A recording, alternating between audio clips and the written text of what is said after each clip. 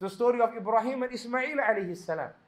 Here, the scholars of tafsir say that Ismail was between the age of 11 and 13 when Ibrahim alayhi salam received the command. When he saw this dream during the days of Hajj, and we're in the month of Hajj, right? It says that Ibrahim saw this dream continuously during the first few days of Dhul Hijjah. Then on the 8th of Dhul Hijjah, Yawm al-Tarwiyah, he started contemplating the dream. This is according to some of the scholars of fiqh. Some of the scholars of Islam, this is the explanation they give to the names of the days of Hajj. That Yawm al-Tarwiyah is from Rawwa yurawwi tarwiyatan. Rawwa yurawwi tarwiyatan refers to you playing something over and over again in your mind, contemplating over something. In today's world, we call it putting it on loop, right? So it ends and you start again. It ends and you start again. He's thinking about this dream on the 8th. On the 9th, Yawm Arafah. Arafah is from the letter Ain, Ra, and Fa, which denotes knowledge. So on the 9th, he knew that this dream is a command for me to sacrifice my son. And on Yawm al-Nahar, which is the 10th, which is the day of sacrifice, was the day that he put the knife to the neck of his son. Right?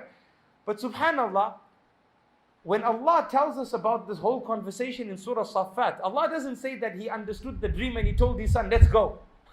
Right? No. Allah says that Ibrahim parented his child, nurtured his child, looked after the iman of his child, raised it to the level where he was confident that his child was now ready to engage him in this particular discussion. A discussion of this caliber. This is a different level of submission.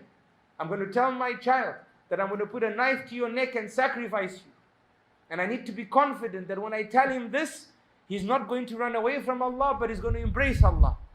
Allah says, فَلَمَّا بَلَغَ مَعَهُ السَّعْيُ. When Ismail was now ready to have the conversation with Ibrahim alayhi salam, قَالَ يَا بُنَيْ. He said to his son, oh my dear son, indeed I see in my dream that I'm slaughtering you. What is your view about it? Why would he ask his son his view about it if he wasn't confident that his son would remain a Muslim after he gives the answer? You only ask him when you're confident that I've nurtured him and raised him well. He's ready to have this conversation. I want to have that further confidence. I want to hear from him. I want him to make manifest to me that his iman is intact. What do you think, my son? And his son says, Ya abati, oh my dear father, if'al ma tu'mar, do what Allah has told you to do.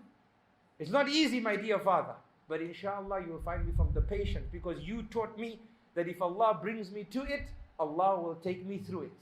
So inshallah, you'll find me from the patient. If I'm left by myself, it's going to be hard. But you've raised my iman to a level where I believe that Allah is with me in this process. So do what you've been commanded to do.